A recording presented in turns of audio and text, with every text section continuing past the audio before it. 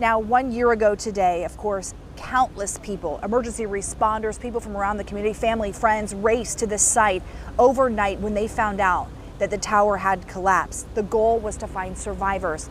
I was able to talk to one rabbi who says he remembers that phone call that he got early that moment like it was yesterday. I saw the head of the chaplains program in caller ID, so I knew that wasn't a good call. Rabbi Yassi Harlig got the call and raced to Surfside. He arrived to a sea of flashing lights. The way the pile looked, that these are apartments where people were just 5 hours ago sleeping peacefully in their bed. In the hours following the collapse, he, along with other spiritual leaders, were the first to know who was among the missing, based on who didn't show up for morning service. As word spread, the families gathered. Every single day, the family members went into the room, hoping and praying that their family members will be found alive.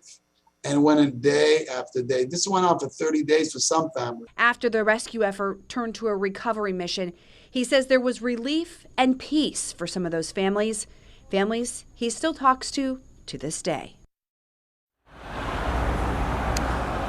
And perhaps one of the chilling things that he said to me when I was able to talk with him, he said the families who found out in the early hours after the collapse happened that they had lost their loved ones, they actually considered themselves the lucky ones simply because they didn't have to wait those weeks and months for the identification of their loved ones. That's a hard thing to hear. He said that's something that he'll never forget.